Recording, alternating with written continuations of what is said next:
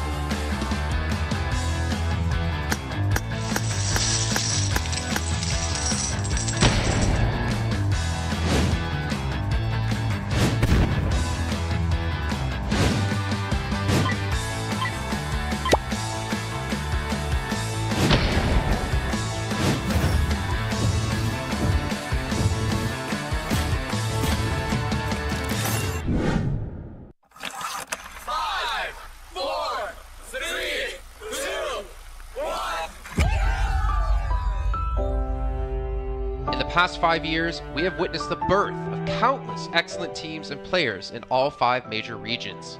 They are still remembered by us to this day. At the same time, we also remember our fans who loved us from the very beginning. On the occasion of this 5th anniversary, let's turn back the clock to the starting point of PUBG Mobile Esports, the Southeast Asia region, where all the stories began. As the first world-class event, PUBG Mobile Star Challenge gathered professional players from all over the world. With continuous development, the 2019 PUBG Mobile Club Open Global Finals is undoubtedly the most exciting event. 2019 Fall Split Global Finals, ladies and gentlemen, give yourself a round of applause! Among the countless rising stars, one shined particularly bright. Bigatron Red Aliens, a team from Indonesia, Bigatron Red Aliens! just got first place in the PMCO Southeast Asia Fall Championship, earning the chance to compete in the PMCO Global Finals in Malaysia. In the subsequent prelim stage, intense competition kicked off immediately. And finally, they advanced to the Grand Finals in 2nd place. BTR demonstrated impeccable strength in the competition. By the end, BTR was leading the lobby by a significant 106 points, bringing the first ever championship title to the SEA region.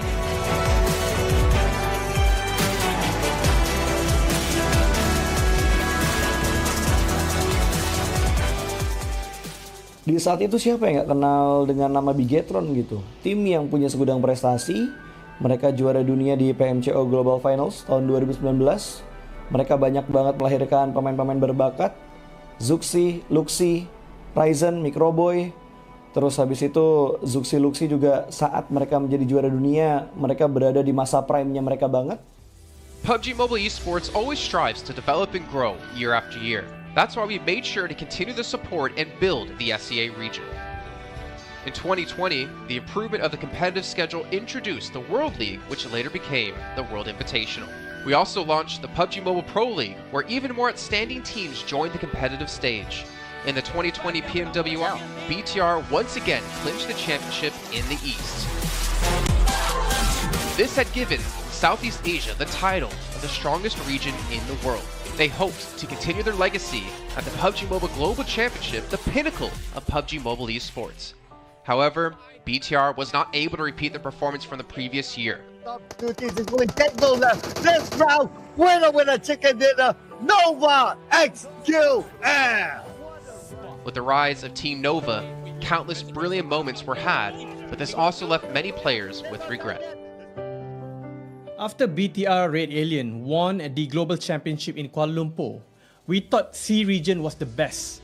We thought nobody could beat C region except maybe RRQ Athena, maybe Illuminate the Murder, maybe Mega Conqueror. But C region was the best at the time. And we get to the league. We heard of a team called Nova. We thought maybe this team is not that good. On the contrary, they owned all the teams. They were very good. Let's move forward to the year 2021. With continuous efforts, more teams and players joined the Pro League. For example, Xavier, who placed third in the 2020 PMWI East League, also secured second place in the PMGC East League. FaZe Clan also made their debut on the world stage. Có thể nói 2021 là năm thành công nhất của Dingo Xavier trên đấu trường quốc tế, khẳng định vị thế và tên tuổi của Việt Nam vô cùng mạnh mẽ. Còn với FaZe Clan, đây là năm đầu tiên họ đặt chân đến với giải đấu cao cấp nhất của PUBG Mobile, nhưng lại khiến tất cả những đối thủ khác đều phải dè chừng và e ngại. Undoubtedly, the year 2022 has brought the greatest changes to the SEA region.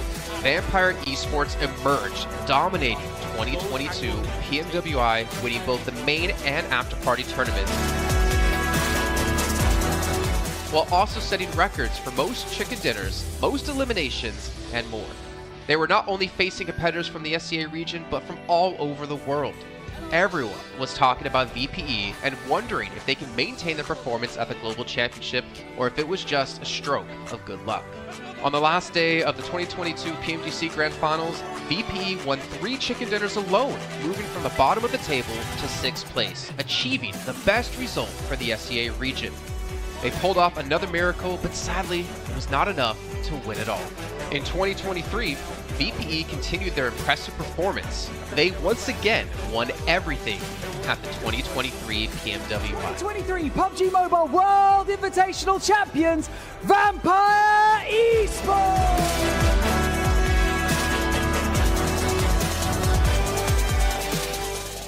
ก็ย้อนกลับไปในปีที่แล้วนะครับเอาจริงก็ผมมองว่าน่าจะโอ้โหไม่มีใครที่จะมองว่าทางฝั่งตัวแวมไพร์จะซักเซสได้ถึงขนาดนั้นนะครับเพราะยุคนั้นเหมือนทุกคนจะโฟกัสไปทางฝั่งตัวอินฟินแล้วก็เฟซแคนที่มีแบบว่าผู้เล่นดังๆนะครับแล้วก็ถ้าจำมันได้เหมือน PMGC ปีล่าสุดมากินไก่แบบเบิ้ลติดกันในวันสุดท้ายเหมือนเอาจริงน้องๆก็เคยบอกเลยว่าเฮ้ยเราเครียดกันไปหรือเปล่ามันเป็นตัวเองดีกว่าเล่นแบบปล่อยจอยได้แบบจอยเลยสุดท้าย3กระติดจบอันดับ6ของโลกซะอย่างนั้นนี่นะครับแวมไพร์สปอร์ตเหลือเชื่อจัด But don't forget, Alter Ego, an Indonesian team, showed a very strong performance by winning the Super League twice.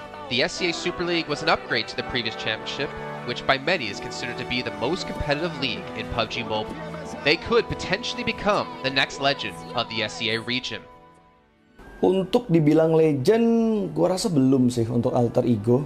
Walaupun mereka sempat ngedapetin back-to-back champion untuk di PMSL 2023, itu menurut gua hanya sekedar untuk ngasih pembuktian gitu bahwa Indonesia tidak kehabisan pemain berbakat. Ya mungkin contohnya Rosemary gitu. Datangnya dia ke Alter Ego tuh bener-bener jadi ujung tombak untuk Alter Ego. Dan gak berhenti di Rosemary.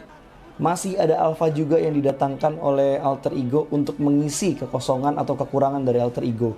Dan gua rasa PMGC 2023 ini akan menjadi ajang Global Championship pertama gitu untuk Rosemary dan juga si Alpha. Jadi wajib banget kita nantikan performnya mereka di PMGC 2023 dan please di notes pastikan tonton Alter Ego sampai akhir. Of course, there are many more teams we haven't mentioned, but these teams will all take part in the 2023 PUBG Mobile Global Championship. So what do you think? Who will be the ultimate winner in this year's PMGC? Will they be from SEA? Well, there's only one way to find out. Greetings, PUBG Mobile players! The long-awaited Frost Festival is about to commence. In the new version 2.9, we'll be introducing battles filled with a frosty atmosphere. Snow Battle is coming to town. Furthermore, you'll also get to experience updates to World of Wonder and Classic Mode. So let's dive right into it. In the Frost Festival, we'll be bringing you a series of snow-themed content, including a new Snowy Village-themed area, fun interactions with snow pals, and snow-themed items for more gaming fun and excitement. When miraculous December comes, the Frosty world will undergo some magical changes. Stay tuned for updates. Don't miss out. First, let's take a look at the new themed area, Snowy Village. The village covers a wide area of 280 by 150 and has loads of supplies. It's located near Stalber in Erringdale, Iceborg in Livik, and Goroka in Vikendi. In addition to the buildings on the ground, the underground area of the Lucky Ice Tower is also worth exploring. Make use of the two-story layout to experience a completely new battle experience. Sound the bell in the Lucky Ice Tower, and you can even summon rewards. Additionally, the village also has a snow rail, which can help you quickly move around and gather supplies. It allows you to navigate flexibly between different areas of the village and also swiftly relocate to advantageous positions during battles for your team to counterattack more effectively. Of course, you should always remain vigilant to avoid becoming the target of an ambush. More. The village also features a special two-seat vehicle, the Reindeer. It's also a great choice for transportation as it allows you to swiftly move all over the map. For intense battles, we've also prepared festive and practical battle equipment for you, the Snowball Blaster and Snowboard. The Snowball Blaster can be used in many ways and has loads of functionality. When you aim it at the ground or a building, it can create a snow pile cover for you. When used on enemies, you can temporarily transform them into lively snow pals to restrict their movement. When facing bodies of water, you can use the Snowball Blaster to freeze the surface so that you can walk on it. It's definitely a practical yet entertaining weapon. After transforming into a lively snow pal, you will be unable to use firearms to do battle. You'll only be able to rely on basic actions such as walking, running, jumping, and swimming to evade enemy pursuit. It takes some time before you can revert to your human form. Let's build a snowman together. The snowboard will also bring you a whole new experience. Apart from helping you glide and move on various surfaces, it can also be used with the Snowball Blaster. Explore the many possibilities and use these two items to have all kinds of fun. We've also designed various interactive mechanics, such as searching for snow toddlers, lucky ice, and the snow blast zone. When you encounter a lucky snowman on the map, don't be in a rush to leave. There are 4 lost little snowmen hidden near the lucky snowman. Search for the 4 hidden snow toddlers and bring them back to the large snowman. You'll then receive a token of gratitude. There are lots of lucky ice scattered across the map. Shatter the ice to get the supplies inside. Try using a melee weapon to break the ice more easily. Furthermore, you'll find that snow has engulfed some red zones on the map, and the falling snow will bring about many interesting effects. Players within a snow blast zone will be transformed into a lively snow pal if they're hit by the snow. If the snow lands on the ground, a snow pile cover will be created. In this World of Wonder update, we'll be introducing a brand new transformation skill gameplay and a catch me hide and seek gameplay for you to enjoy the transformation skills to the fullest. Of course, you can also use this skill to create more interesting creations. We've also added a Snowy Village map template to celebrate the Frost Festival with creators. Additionally, we've also made some updates and improvements to gameplay devices, game parameter settings, and the editor. For more details, please follow the official PUBG mobile community. We'll continue introducing the latest WoW content to everyone. As for Classic Mode, we've also made some improvements to vehicles, firearms, creation mode, emotes, settings, and more. First, we've enhanced the designated marksman rifles. Some DMRs can be equipped with the full auto mod to fire in full auto.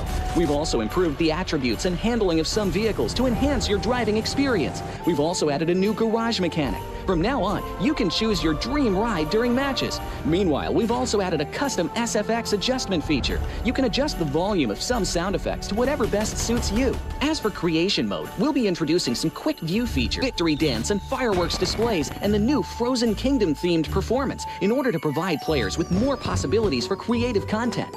Furthermore, we've expanded the emote backpack. Now you can equip more emotes before entering the battleground. That's a wrap for the main content in this new version. In addition, new content will be added to the Popularity Battle event, Metro Royale, and Season Rewards. For more details, follow our official PUBG mobile community. Snow Battle is coming to town. Winner, winner, chicken dinner. In 2020, while the eyes of most PUBG Mobile viewers were focused on Southeast Asia as well as other regions, there was one region in particular that went under the radar, the 2020 EMEA League. Numerous teams from different regions were fighting for a spot in the 2020 PMGC. Among them, the teams from the EU region were the most dazzling.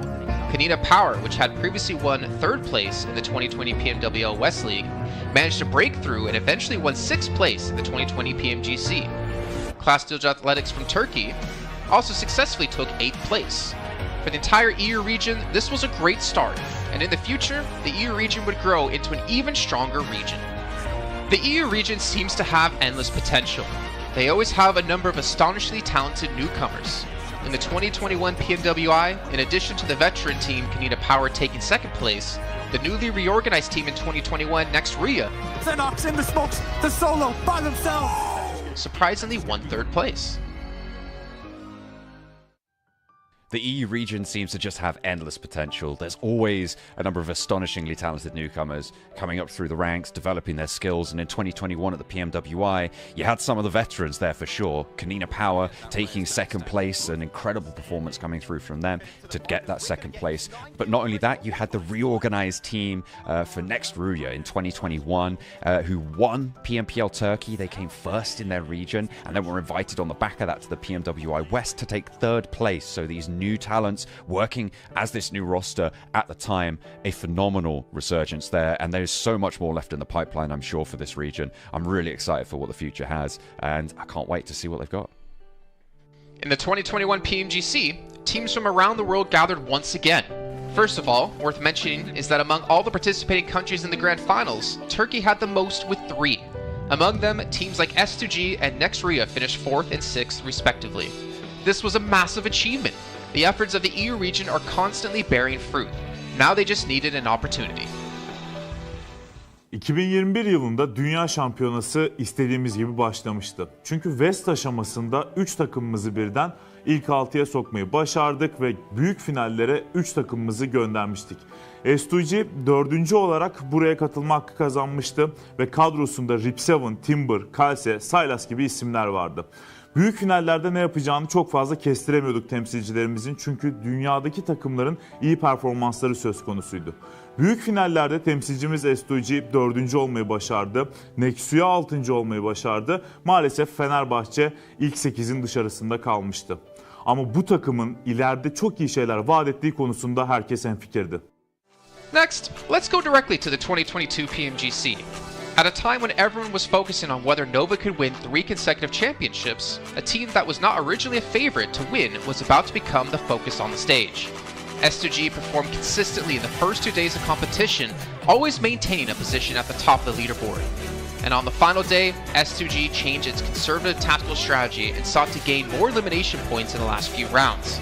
And in the last round, S2G secured the championship with 15 elimination points. Champion of 2022, it is S2G! They finally broke through and made history for the EU region.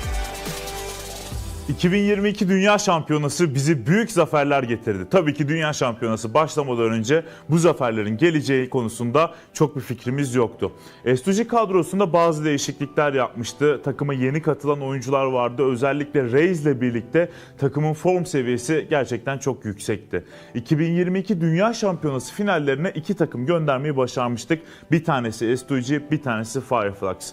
Maalesef 2 takımımızın kaderleri birazcık farklı oldu. İlk günden itibaren S2G sürekli olarak zirveyi kovalarken Fireflux için işler iyi gitmemişti. 3. gün geldiğinde S2G güzel maçlar geçirdi ve şampiyonluğu Türkiye'ye getirmeyi başardı. Bu Türkiye e-spor tarihindeki en unutulmaz başarıydı. This year, the EU region has continuously produced even more strong teams. First of all, G Gladiators won first place in the 2023 PUBG Mobile Pro League Spring Regional Championships and third place in the 2023 PMWI. Veteran teams like Next Ria and Kanina Power have been performing better and better this year and successfully qualified for the 2023 PMGC. Subsequently, hot recent teams like Mad Bulls, BRA Esports, Major Pride, Elise Esports, Demorte, among others from EU, have also successfully gotten a spot in PMGC.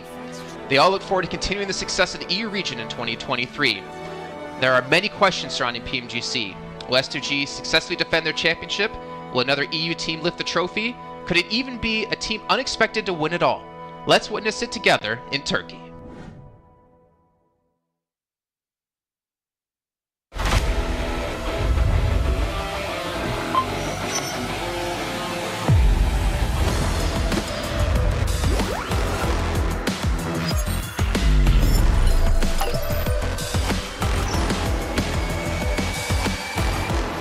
Gold Investigator. Join the Investigator team and let's protect the game's fairness together. 2023 Popularity Annual Gala event tutorial. Hey there, welcome to the 2023 Popularity Annual Gala. We've introduced a brand new competition and upgraded rewards. You will have to go through 10 rounds of 1v1 matches and compete to become the first ever PUBG Mobile Popularity Annual Gala champion. So let's get right to it. New competition, ladder competition. The Popularity Annual Gala event will be utilizing a new ladder promotion system. Players' initial ladder grade will be determined by their battle points at the end of the first round. Ladders are divided into 6 grades: Triple S, Double S, S, A, B, and C, with Triple S being the highest. Ladder promotion rules. Players are ranked based on the popularity they gain during the battle period. For rounds 1 to 9, the ladder results are settled at the end of every round's battle. Apart from ladder grade C, each ladder has 100 spots, with the top 20 promoted, the middle 60 retained, and the bottom 20 demoted. If you're trying to move up the ranks, be sure to stay within your ladder's retained threshold or higher before each round is settled. Additionally, ladder grades can only be promoted or demoted by 1 grade at a time, so your performance in the assignment round is crucial. Be sure not to miss it. Final showdown.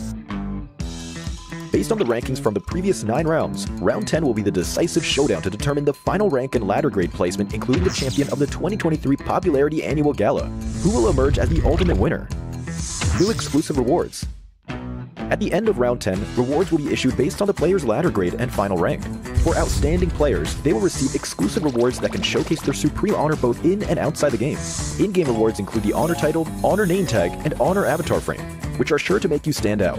Moreover, there are also physical trophies, interviews, custom-made popularity gifts, official social media promotion, game exposure, and other exclusive honorable rewards. Gain global renown both in and outside the game. What are you waiting for? Participate in the 2023 Popularity Annual Gala now.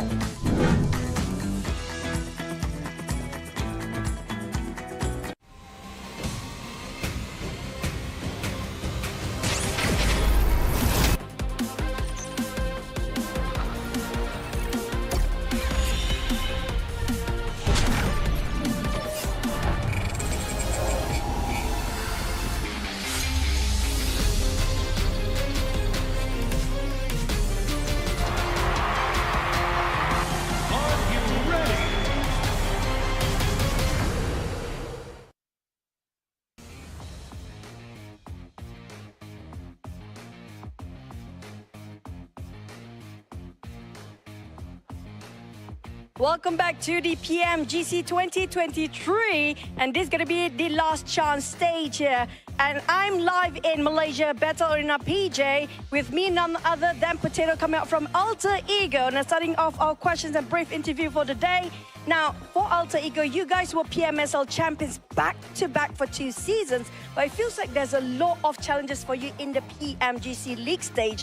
What was the biggest difference if you compare during the PMSL and even the PMGC now? Oke, jadi buat Alter Ego sendiri, kalian itu back-to-back champion di PMSL dan sekarang kamu berada di survival stage PMGC. Jadi apakah perbedaan di antara PMSL dan PMGC itu sendiri? Oke, kalau perbedaannya menurut kita sih dari segi adaptif di tim-tim global ini ya. Karena dari segi adaptif atau adaptasi mereka sangat-sangat kuat lah. Jadi mereka nggak ada patokan mau gameplay gimana, jadi mereka menyesuaikan dari segi gameplay. Okay, if you ask me the difference between PMSL and PMGC, most of the team at this PMGC, they know how to adapt with the situation. They don't have like one specific play style or they want to play passive or aggressive. No, they're not doing that. They just adapt with the situation and improvise from there. So I guess that's the biggest challenge for them as well then. And now, based on yesterday's matches, are there any adjustments? Since today is your last day playing as well, you have to wait for tomorrow. Will there be any adjustment for your team to just make it for the next stage and get a better result? Oke, jadi buat hari ini adalah hari terakhir buat Alter Ego sendiri. Apakah menurut kamu sendiri ada sesuatu lah yang kamu ngerasa bisa nggak kamu lolos ke survival stage nanti gitu? Apa yang kamu harus lakuin buat kamu lolos ke survival stage? Apa yang harus kita lakuin sih pastinya lebih ke mematangkan kesalahan kemarin ya. Jadi kita belajar banyak dari kesalahan kemarin. Kita benar-benar adjust lah untuk hari ini karena hari ini kita terakhir bermain dan grup green besok masih grup red dan yellow masih bermain. Okay, so for me from Alter Ego, we want to do our best. We already touch up our mistake. We already learned from the past, and yes, of course, today group green and versus red, but then red is gonna play in tomorrow, so I think we're gonna perform really well, so that group red is not gonna qualify easily to the last chance. Now I'm going to touch that for a bit more. Since you mentioned about your mistakes yesterday, and it's so hard to actually identify your mistake in a very short time, can you state out some of the mistakes that's quite major for your team? Ya, kamu ngomong-ngomong, kamu ada ngomong tentang permasalahan yang terjadi lah, mistake-mistake yang terjadi. Bisa nggak kamu cerita sedikit aja, apa salah satu contoh mistake-mistake yang terjadi di kemarin hari? Mistake yang kemarin terjadi sih, kita belum expect sama keisengan Semnan ya. Jadi benar-benar dari semua map kita benar-benar deket sama dia dan lumayan mengganggu gameplay kita lah. So the things that I don't expect is the playstyle from Sem9. So that's the mistake that we learned back then, is because of our drop spot in every map is quite near with Sem9, and yeah, we don't expect these things gonna happen, and yes, they give us so much trouble. I mean, that's the unexpected to be happening on the global stage, definitely. Now, you mentioned about Sem9. Are they one of your greatest threat when it comes to this stage, or will there be somebody else so far? Kamu ngomong Sem9 nih, kamu mention Sem9. Apakah Sem9 itu salah satu tim yang kamu ngerasa PR terbesar kamu, ataupun ada tim-tim yang lain? Enggak sih. Karena emang kemarin iseng aja, kita nggak expect dia bakalan main se-iseng itu. Okay. So basically, it's not really Sem9 is our biggest threat, but then we just don't expect they're gonna play like that. Okay, we might have more surprises for today, by the way. With tight points among the teams, and you still have a great chance to make it to the last chance stage. What's your focus to improve your rankings since today is your last day? And what do you think is the most important outcome for today's games? Okay, jadi kalau kita lihat dari point system, poin kalian itu tidaklah terlalu jauh untuk kamu lolos ke ke last chance. Jadi, apakah fokus terbesar yang kamu mau fokusin hari ini supaya kamu bisa lolos ke last chance? Kita lebih ngemaksimalin tiap game sih. Jadi, kalau tiap game kita mendapatkan hasil yang bagus, poin juga bakalan ikutan bagus juga. Jadi, kita fokus game per game. Okay, so basically we're gonna focus on each game. We're gonna focus on our first game first. It's because of, I believe if we focus on each game, the point will come afterward. So we're just gonna do our best in every single map, so that we're gonna maximize our point.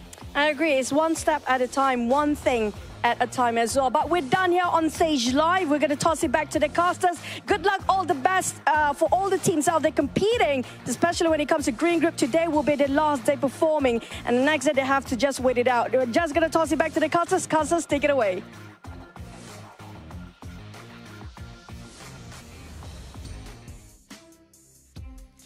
Well, as you heard there, Potato, Altigo, and all the teams from Group Green, this is your last chance, your last 6 matches to get as many points as possible and potentially keep yourself in the safe zone. I'm Jason Kaplan, and we got Maxman and Kalaris here on the desk to break down everything happening, obviously, yesterday and what's to come up today. And honestly, Max, well, no, I'm not going to go to you, Max. I'm going to go to Kalaris first. Altigo had a rough day, to say the least. Yes, they did, and I VOD reviewed them quite extensively. So obviously we heard in the interview there that, you know, Sem9 was one of their downfalls. Luckily for them, they're not playing today. However, I think that is not the issue for them. Yesterday, the issue for them in 4 games out of the 6 was unnecessary risks. You think back to the Sandhawk, you get caught in the water, BTR takes you down, you're done. You think, and the other water scenario on Erangel as well, that was not required whatsoever. The first game on Erangel, where they're coming late to the circle, they're trying to go for a central spot. You're too late. Try and play edge instead. Again, another unnecessary risk. And then finally, Sem9 on Erangel being able to take them out when they're trying to find cars, right? So all of these unnecessary risks that they're taking could be easily mitigated if they're just playing a bit more mature PUBG Mobile and trying to play a bit more of a controlled style. Well, there you go. Before we can hop into some more analysis here, Max, I know you're just ready to talk. Got to remind you guys at home about the Infinix GT10 Pro official smartphone here at PMGC 2023. And while you're on your new lovely device, make sure you check out TikTok with the tag PMGC 2023 to find out some stuff behind the scenes, hopefully some interviews, hopefully anything for you guys to watch. And of course, if you do post about the event, make sure you use the hashtag as well. But Max, as you heard Kalaris break down Altigo, there's another team out there we really have to focus our attention on, a team who had a special invite into the group stage, It's G Gladiators. I don't know. I don't know if I want to talk about them. I'm making you talk about them. I don't know. I want to talk about them. I mean, Gladiators, we expect more, right? I still believe in the Gladiators cheese. They're going to cheese until the very end here, Jason. They're going to maybe qualify to the survival stage, to the last chance, should I say, with just a few points. But I want to look onto other teams possibly, because we got also a big shift of groups, right? And one of the few teams that's been added to the mix today that I'm especially excited to see play is going to be Enigma Galaxy. They played exceptionally well back in their Group Red, and especially with Koops, he was the second top fragger of his group. One of the best pickups, I would say, in the entire year of PUBG Mobile Esport, right? With how they are able to take these fights now, how aggressive they are. I'm especially interested to see how they're going to fight for their spot in Pachinki on the Wrangle against, I believe it's Deep Xavier, how that really unfolds. But Enigma Galaxy has to be one of the teams that everyone is looking at to qualify for the Grand Finals, so they're a very big favorite for me here going in these matches. I'm hyped for them. I'm also hyped for Duxan as well, because South Korea, let's go. Here we are. Oh. They're awesome. They're awesome. And I mean, to be fair, they had a great start to their group initially, and they kind of fell off slowly as time went on. But I've said it multiple times, as South Korea constantly gets more and more days, more games on the board, they're great at assimilating information. All of their teams, all of the teams that qualify for PMGC. So I'm hoping for Duxan to prove big here again today.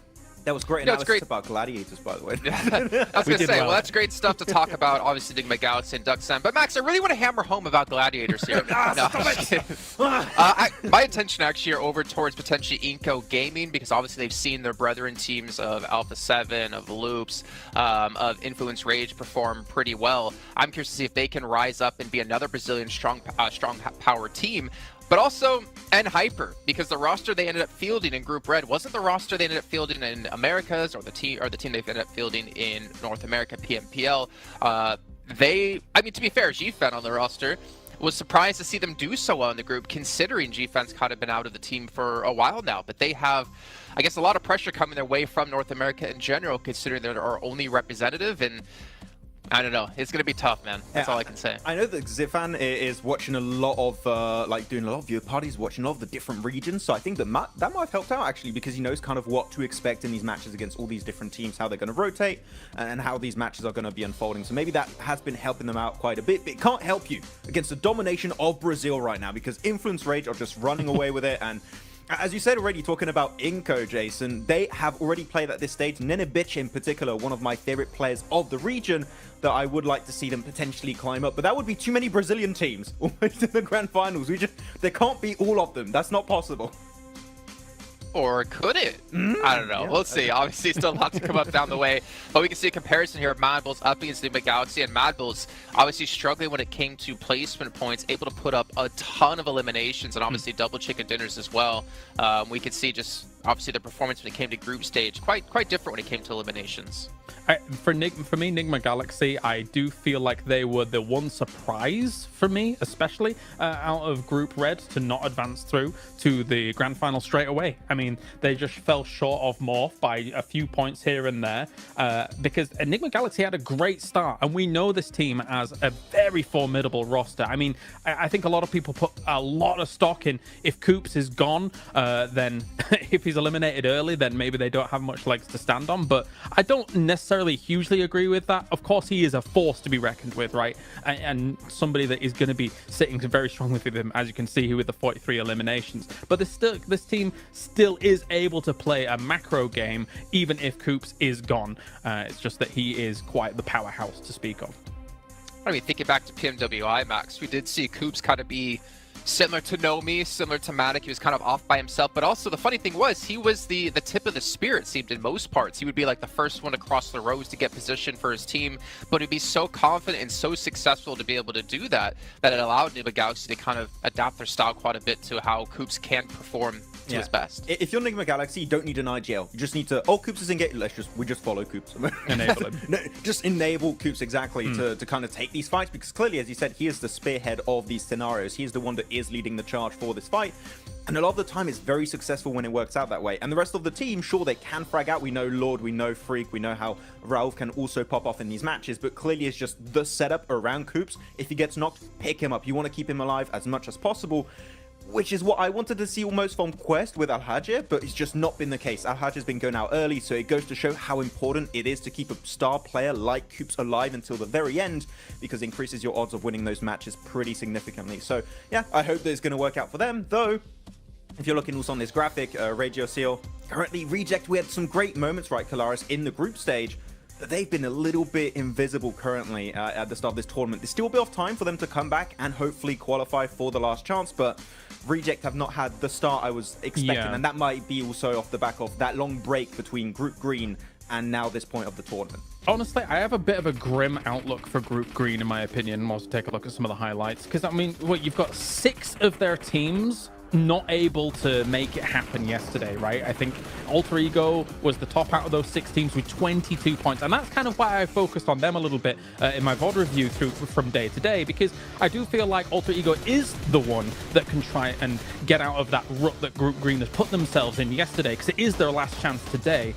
So much so that I do believe that Alter Ego will make some big changes coming in today. Like, for example, I think that they're going to go north on Sandhawk because N-Hyper goes down towards Camp Charlie, which was a backup drop since they moved away from that northwest island, for example. So we'll see if that actually pans out here today.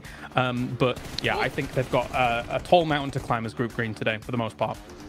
I will say this, I'm 100% in agreement with you, Kalaris, but one thing we can't forget about is that the difference between 16th place and 8th place is 15 points. Now, obviously, if you're Melissa in the situation, that's over doubling your points, but it's not that big of a gap at the moment, so it's really going to come down to those potential 1, 2, 3 points. That means whether you're into the last chance or your unfortunately PMGC run will be done. So it's still extremely close, but yeah, it is kind of eye-opening, Max, as we look at Group Green just struggling down towards the bottom of the leaderboard. Yeah, actually, I got a few numbers right now. Group Yellow, on average, have 40.5 points. Group Green have 26.3. So there's a pretty significant disparity between the teams that are between these two groups. It is going to be a bit rough. There's room for them to, of course, catch up here, but as we know, for the survival stage, it's only 2 days. The team of Group Green only have 6 matches remaining to have an impact on the leaderboards. And after, I mean, Kalaris in esports, this is always the worst scenario to be in.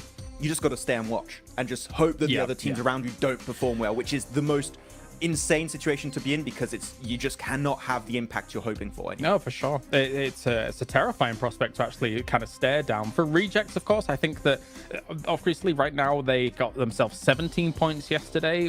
Compare that to the group stage that they had, which was 188 points in total. For me, I don't know if 2 days is enough for Rejects and rotating lobbies for them to gain traction, because Rejects' performances came in the latter stages of their group as a whole compared to some of the earlier days and the early results. That said, as well, there's some uncharacteristic numbers that came out from yesterday. Procedure, for example, only 10 eliminations across 6 games. This is a team that can get that in 1 game, no problem, considering what we saw from them in the group stage. So my eyes are also on them, aside from Alter Ego, because I just think that they're capable of more.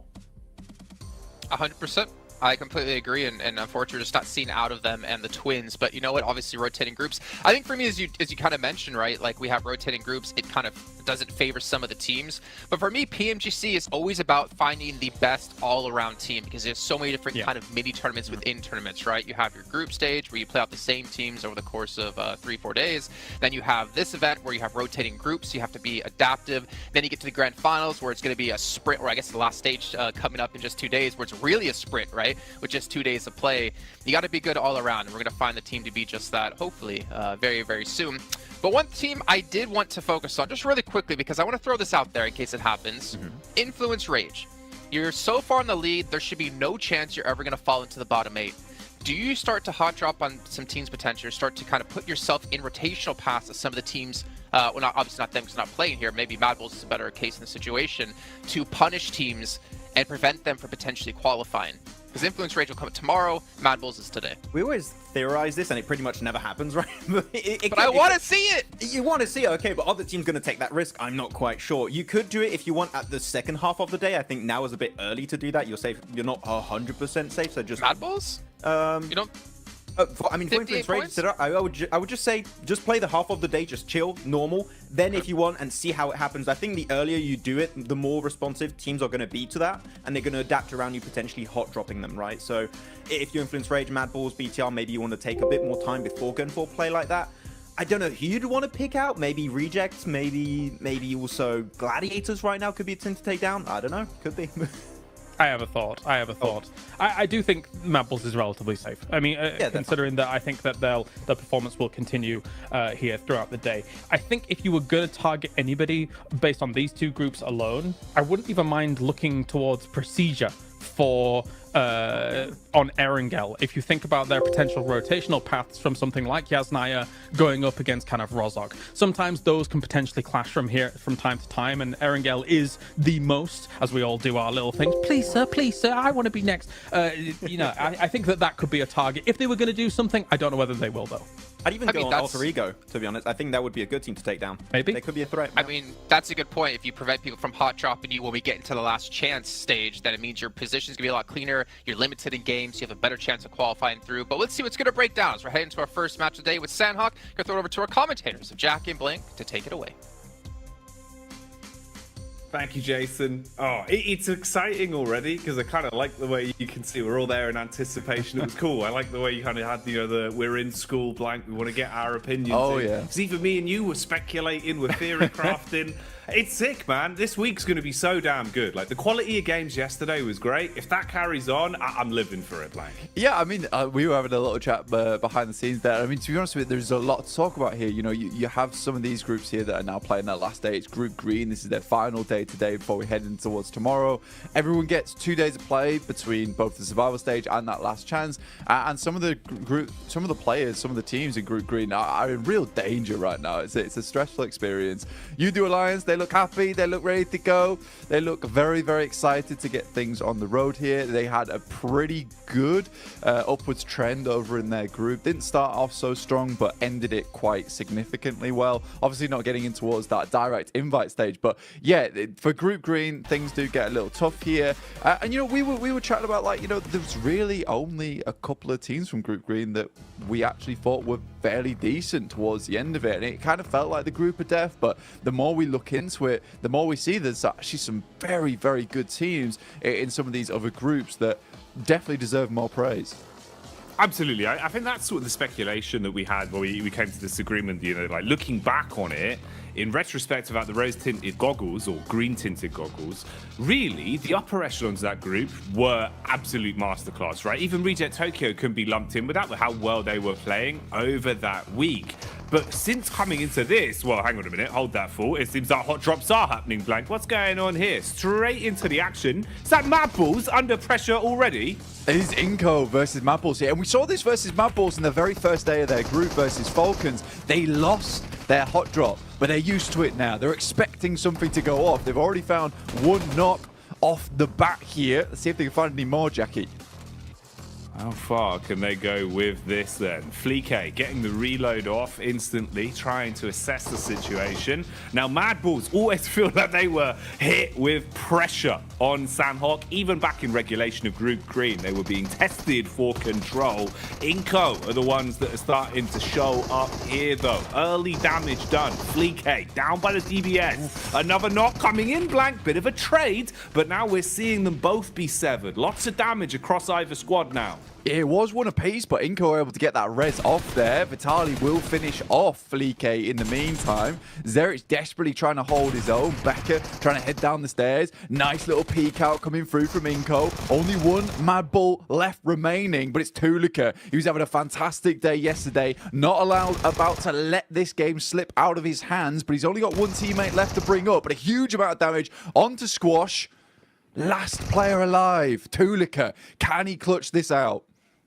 Oh, is it going to be burned clutch like a used car salesman? Drop down for Squash, seeing if he can clear his way through as the bullets come flying. Tulika calls for the backup of his teammates, rotating further over so he's got room to try and pick him up later if possible. Doesn't peek off the back of the bait of the movement either, so Squash still holding. Frozen expires, and it's all on Tulika for good. No chance of getting his teammates back, so worst case scenario has happened here. Even if either one of these solos get away and give give up the final elim, you have crippled yourself coming into the opening game today.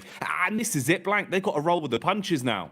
Yeah, Nima Galaxy also having a little peek in here with Ralph off in the distance alongside with his teammate. So this fight is not going to go well either way for both squads right now. Tulika is on the broadside, will be spotted almost immediately. This shotgun that Squash has found himself alongside with the SK-12 that he's currently holding on to, it is just stressful to deal with now for Tulika indeed. One shot will be enough to take him down unless he's at distance, but for the Mad Bulls, this is still sort of an important fight to win out on, right? You do not want to be losing your spot in Ruins. You don't want people to be feeling like you're an easy prey come towards that direct invite towards the PMGC, that global championship. So for anyone watching, all the other teams are already qualified. You know, Mad Bulls having to put on a bit of a performance here, a bit of a display.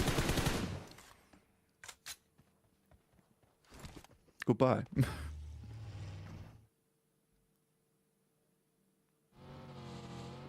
And with that, Tulika will move onwards. Ralph takes out the final player there from Inco. Difficult stuff ahead now for Tulika himself. Be moving forward here, Jackie. Oh man, that is a rough way to start this off, Blank. You know, we're coming into it thinking that we have time to speculate, give a bit of a lay of the land, if you will, for our viewers at home. We got Jason's favourite, just what he ordered, you know, fresh from the oven there, the hot drop specialty.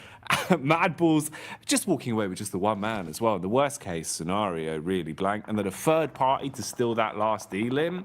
Ooh, wrap that up in a neat little package. If that isn't a little taster of the sort of shenanigans we're going to be seeing today, then I don't know what would be. You know, maybe like a beef stroganoff. Yeah, I mean, for some of these teams, some of these squads, right, it was kind of interesting because we were sort of speculating, is Mad Bulls going to want a hot drop?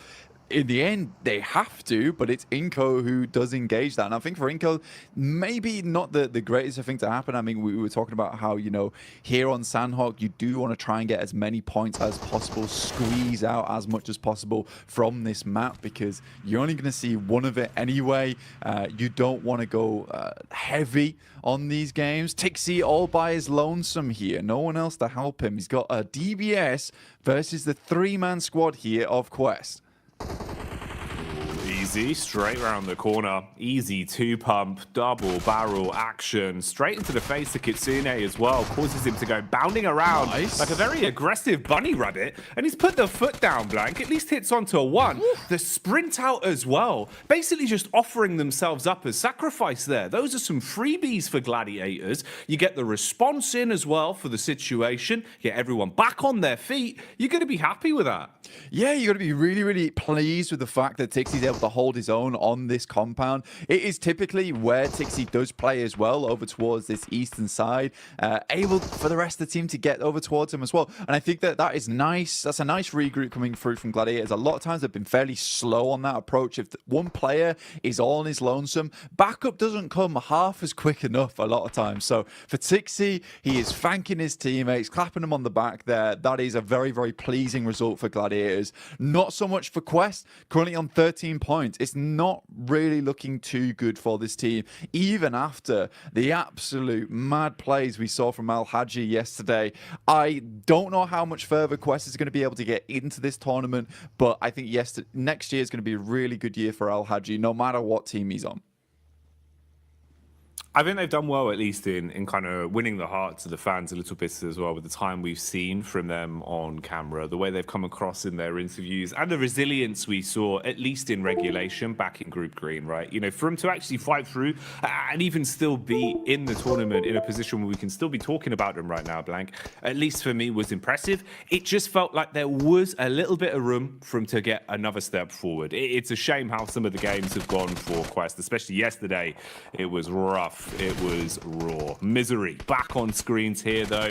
Evos instantly aggressing, looking to try and build themselves a few points on this one.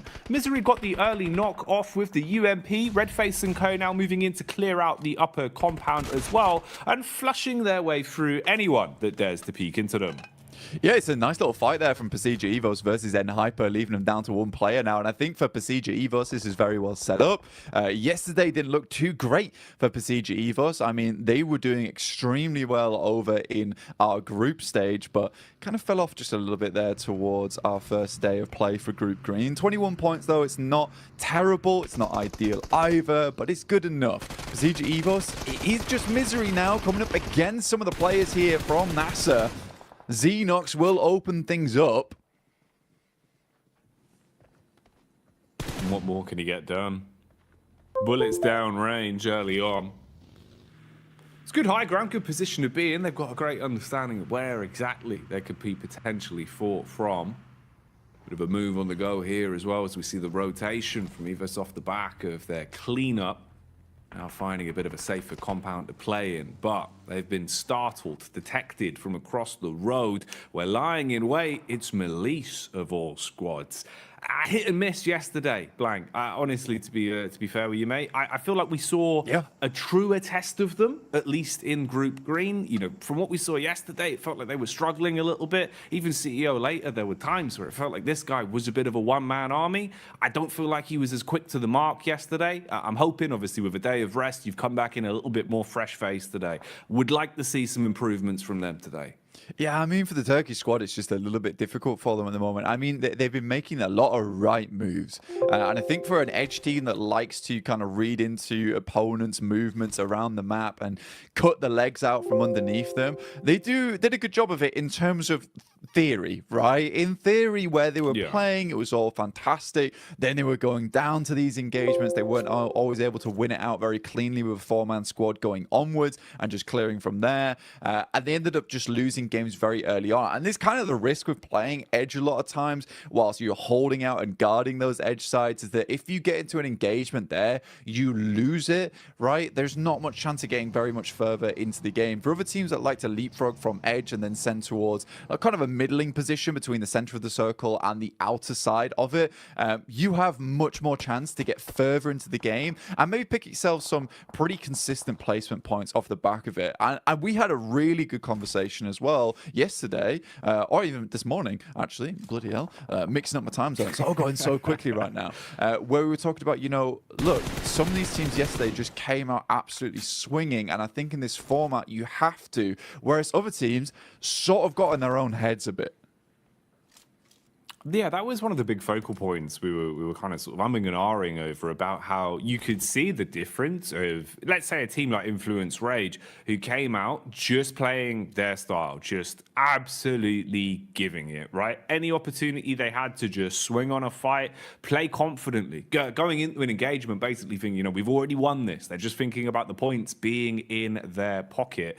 You're going to have so much more of a better time of it than going into it giving so much respect to teams, overthinking these situations. And we've seen that change. A lot of our squads from Group Green, it feels like their play styles have kind of flip-flopped more so than anything compared to what we were seeing during that regular point. This is an interesting one, actually kind of ties into that. You can see here, Reject Tokyo at least getting a bit more confidence to fight and contest for center control. A little bit lucky there in terms of the draw of the circle, but it works out. You've got a compound, you're in a good spot, and they're going to be pleased with this, mate. They'll be chuffed with that, Blank, because when they had center control, when they felt comfortable early in a compound, this is where we saw some of the better games from Reject, because honestly, they're great on defense, good comms. It just felt like getting there was rough for them. They've been playing a lot of Edge, and it hadn't been working out too well. I'd hope that would be a positive change. Bit of a fight potentially developing here as well. You've got the push up the hill. Focus is drawn from NASA towards the backside, but a few bullets whizzing on by. Room for a bit of a scrap here. Yeah, I think for Enigma Galaxy as well as NASA, this is a case where potentially Enigma Galaxy will just think about just swinging wide of this, potentially trying to get in underneath towards Painan. I think Enigma Galaxy is a team that is very well known for some of their more smart rotations. A little bit of a scout there from Ralph. He's in very much danger now of taking a knock. Luckily, the vehicle is going at a strong 90 miles per hour. Alter Ego zooming in towards where Reject is playing. Already Octa gets taken down here. They try and take control of one Edge, much, but Reject has penned them in, locks them into one location. Now the nades can start to come through. There's a lot of damage off the back there. In the meantime, Duxan does take down Ralph. We talked about him earlier being very, very low. Pins pulled on the nades for Alter Ego, looking to see if maybe there's a way they can defend themselves with these bad boys. Problem is they've already taken so much damage. Reject Tokyo setting themselves up. They're trying to reset in terms of the defense and readjust what positions they're playing from so they can support each other a little bit easier. There is nades in play as well. Reject Tokyo normally very good on lining up those double nades. That could be something to come back towards. For now, we'll see what's happening up on the hillside as well. There's been a bit of commotion here. Teams have been making their presence known, and that high ground control is going to be worth its weight in gold the longer this one goes on. So pressure being applied there. Rotation coming in as well. You've got Alliance on the move as they start to make their way over. Drop in the smoke so they've actually got some cover to work with. And you'd need it because Melissa are close by and they're eagle-eyed, Blank. They've got eyes like a hawk. Yeah, for Yudu, this is probably one of the toughest rotates currently happening on around the map, where they're sort of locked in between DX as well as Malice Esports, and DX has a fantastic control of his high ground. Something we saw a lot from them yesterday is identifying some very strong positions on the map, but also being really good at holding them down. Not necessarily always in compounds, just in certain areas of the map where they have that high ground control. They can play around a little bit of hard cover and go from there. Circle moves very hard towards that north side. Now, that is a little bit of grace given towards MB Esports. They can use that to their advantage. You do Alliance, they take a knock in Flax, and a quick heal goes over towards Fatah there. So very, very immediate response from Yudu Alliance, but I don't think it's going to be enough here. I think they're just caught on with the worst end of the stick out of the lobby. Probably the only team that's going to suffer in the next minute or so, I would say.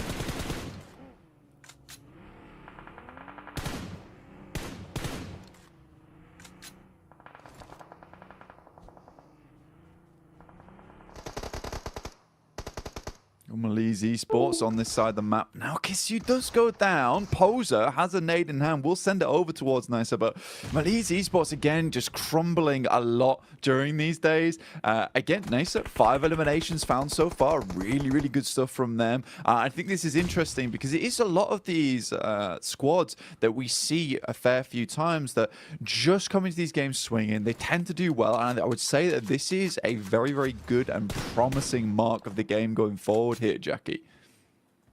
I'd agree with you, man. It feels like, actually, we're getting into a bit of a groove now, a bit of a stride for some of our teams. A lot more aggression displayed early game as well here with the culmination of the two groups we have in today's lobby for survival stage.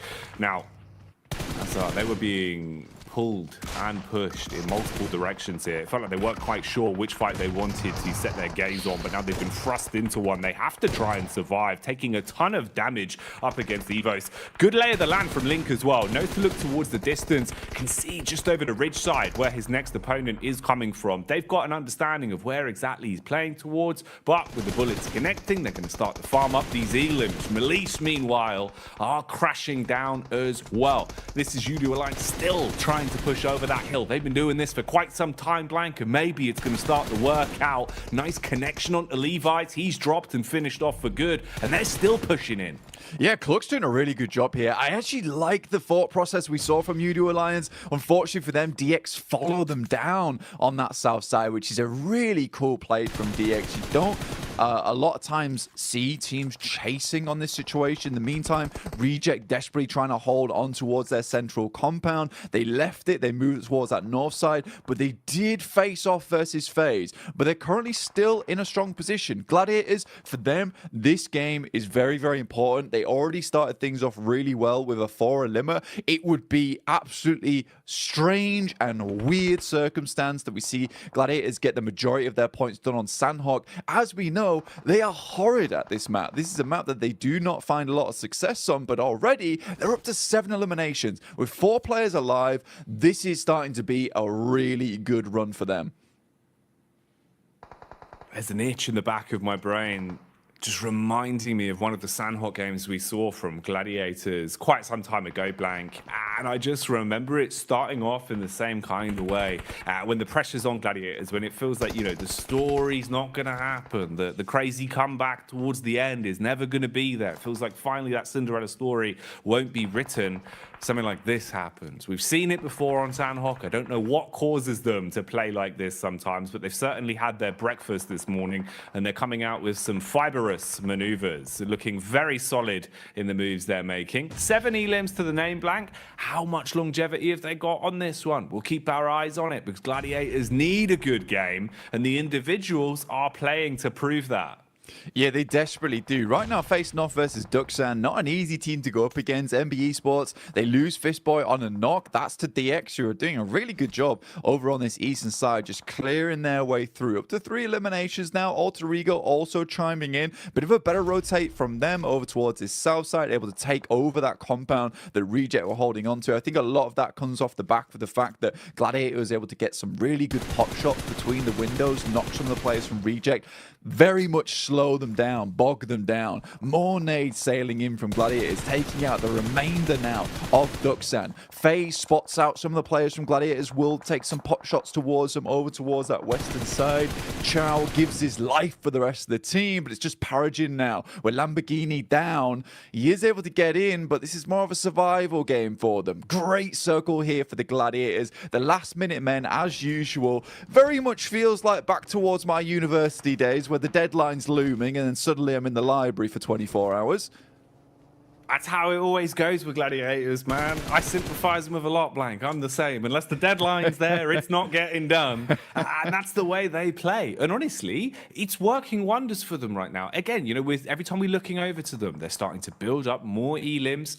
And like you're saying, zone-wise as well, they're in a good position to make a play off this. The one awkward encounter in the dead center as well is Reject Tokyo, now basically being the Reject duo, with all of FaZe in full force around them as well. So not really what you want to be. A bit of flat sharing going on, and that's illegal. It's called subletting, Blank. FaZe are going to clap back onto DX as well, finding a way to peek through the windows.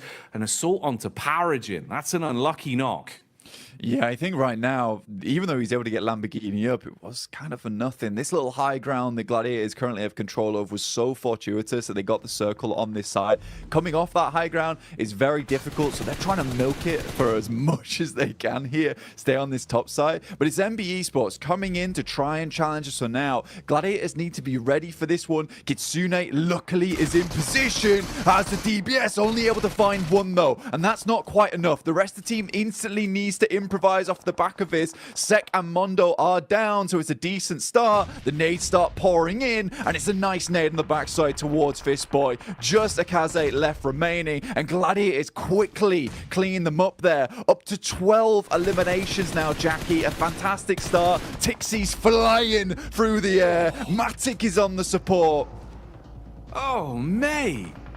This is perfection put together so precisely from Gladiators right now. That was beautiful. The nade work to defend after the crash was on point, and then straight back into hungering for more elims. The peek down the hill, beautiful connection on the aim skill as well, and we get left with our final 4. A scrappy one at that as well, Blank. Alter Ego still alive. They were able to find what remained of Mad Bulls and shut them down, but they've now had the same done to them. Peek out from Sarah Biceps, and with a smooth right hook, he's wiped them off the face of the battleground. 3 squads remain. Gladiators currently on the outside edge right now. It's FaZe with a very strong position. Alter Ego still need to work their way in as well, but they went out earlier on. Reject holding on. It's a good little game for them, but for the Gladiators, more points would be absolutely gorgeous for them here. If they could win out this game, they'll send themselves tumbling towards that top side of the lobby after just one match. So 20 points. Realistically, if they can get themselves 25 after this, they'll be very, very safe. It'll give them a buffer. They still will need to put in the work after the rest of the day, but they'll be in so much better stead. And taking that pressure off yourself this early on in the day is so, so nice.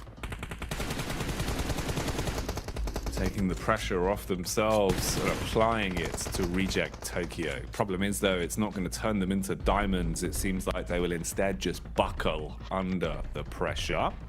Bit of a peek out here from FaZe, though, as Gladiators encroach further on the compound, closing in on them, using their utility to try and blow Lufa out of the equation. Nade after nade barreling through. Swing from FaZe on the stairway as well. And that connects. Meku left black and blue, down on his last legs now, as they first onto him. Gladiators with only a duo remaining, Blank. I think regardless of what happens there, I think Gladiators are fairly pleased with this result, right? Meku was always left behind to try and help the rest of the team get further up. Now it's Matic in a 1v3 scenario. It's going to be very difficult for him to pull this type of thing off. Goes for the pre-fire as the circle starts to push all these players in. Has an idea of where they're swinging. This rock is really nice to play around, but Onzen, he's on the prowl, and it will be found by the rest of the team. Mormon finishes off Matic. Regardless, FaZe picks himself a nice win from a very easy rotate on that north side, but for Gladiators, that could have been a lot more for them. Either way, I think it was around about 15 eliminations they finished that game with the 6 points on top of it. 21 points is just a very, very nice start for them. And you know what? Jason might have been right to bring them up at the start of the day. It's crazy, isn't it? You know, we sit there, Jason brings out all his storylines that you think are never going to happen. And I think we hit the mark for 3 out of 3 of Jason predictions all in one game. So he's doing well today, Blank. He's doing well. Oh, look at the dance. He's happy. He's pleased with that one. I mean, starting off the day with a win here for Mela is really, really nice for him. He's got his hot water bottle in hand as well, mate. Oh, yes. Taking the heat to the next level. This is why FaZe are winning. No, they're bringing the heat in. They're warm. Exactly, Blank. That's madness. They got the moves inside and outside of the battleground, and they got the chicken dinner to boot as well. Can't turn your nose up at that one, but I think we do have to give a little bit of eyesight over towards Gladiators, looking at the stats in terms of what they got up to on that one as well. Yeah. That's a big game from them, right? They're actually fragging as well, Blank, which I think makes the world of difference in the sense of confidence. It's what we were talking about way back at the start of the game. At least now, having a high elim game, it should perk you up a little bit. You're not going to feel so somber throughout the rest of the day. Yeah, I mean, the teamwork looked really, really good there from the Gladiators towards the end, and that's what you want to see overall. In the meantime, we're going to send you back over to the other team over on the desk. The desk team, the best team here. Like FaZe could get their victory on the board here, starting things off strong for Group Red. But to be honest, there's a lot of moving parts and a lot of working parts in this one that allowed quite a few other teams to have some decent results. You know, Max, I know you didn't want to talk about him at the start of the day, but I'm going to make you talk about him now. No. It's G Gladiators. Okay, you know what? They got himself some wins. I can give you that much, Jason. I think Kalaris was talking about that. The eliminations kind of got fed to them in weird ways, especially that fight versus Quest. Alter Ego changing their drop location to the Eastern Island, and Mad Bulls fighting Inko, which means that their rotation path here, Jason, is completely free. Even if you rotate late, you can make it through Trifecta, you can get access to Bootcamp Hill, and off the back of that, they can just start blasting at so many other teams like Duxan, Alter Ego, and get 15 eliminations on the board. They needed those points here because they were in a tough spot before here, and they already doubled their points. They had 20 points before this match, and now extra 21. That is massive for Gladiators. That might be exactly what they need to get themselves in more of a safer position, considering this is their last day of play overall. But another team we have to dive into here is Reject in particular, because the position they had, we were watching a little bit of a disagreement between you and Max in terms of what Reject decided to do as his own tried to center up on FaZe. So I think that they were trying to make the game-winning play, right? Like with some of their moves. They start in Trifecta, they had a 2-2, and they go to the compound, which in our region we see always as a focus point for some of these circles mid Sandhawk. Now, they realized Alter Ego's coming in behind them. They made a ridiculous blitz through. It was risky, but they actually got a lot of points from it, 8 points in total. That's by the by. Rejects here from this point on tries to leave this compound and go north towards FaZe. I think they already took one elimination off of FaZe, so they knew that they were weakened, or in a weakened state, but it was very slow, very unsuccessful trying to breach the position of FaZe here. So I like that Rejects was a winning move, but it materialized. At least they got high up in this game, I suppose. Yeah, I think that the situation they were in with Alter Ego playing the Road Trifecta compound is you want to work with Alter Ego and stand that compound for as long as possible to gatekeep other potential threats later on down the line. If you stay there with Alter Ego, you eliminate Nigma Galaxy, Deke Xavier, Duxan. You can also maybe eliminate some players of Gladiators as they get pushed down Bootcamp Hill, and off the back of that, you can transition through the rocks, maybe make over to FaZe. I think that was the better approach. But to be honest, the moment Xavier died, right, Kalaris, they could play those rocks and survive super fine to the match. So it ended up working out, but I think there was maybe another option available. But that's the cool thing. There's so many ways to play it that you don't know which one might be the best at the end. I mean, yeah, I get what you're saying, like a symbiotic relationship in that compound for a little while. The thing I look at it is that they got third in this game, and would they have probably have got third if they'd have stayed in that compound as well? Yeah, probably. But would they have got first? Almost absolutely not. So I think that, you know, they were trying to go for it all, and obviously it didn't pan out. Yeah, and again, trying to make those plays that are really important for them, considering Reject coming into this one from Group Green. So they only have, well, now 5 matches left to go. They have to get as many points as possible. They have to make sure that to make the right decisions, though, as we did look at a drop as well between Mad Bulls and Inco.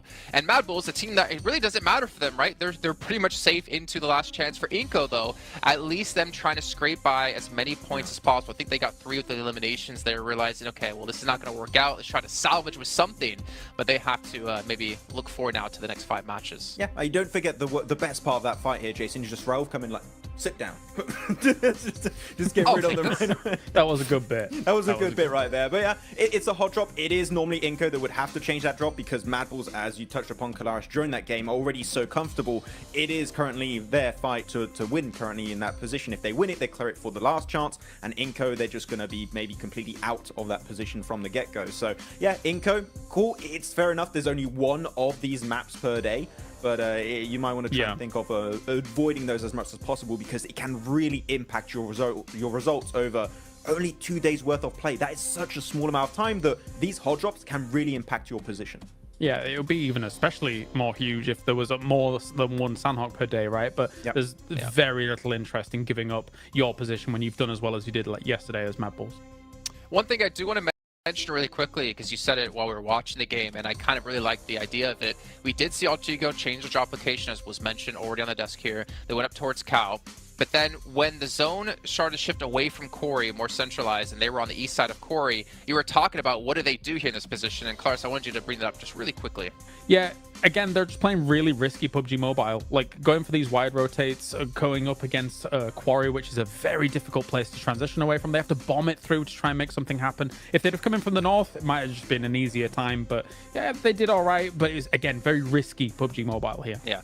High risk, potentially high reward for Altigo, who desperately need every single point they possibly can in our final 5 matches. And it's time to head into our second match of the day, which is our first Erangel of the day with Jackie and Blake.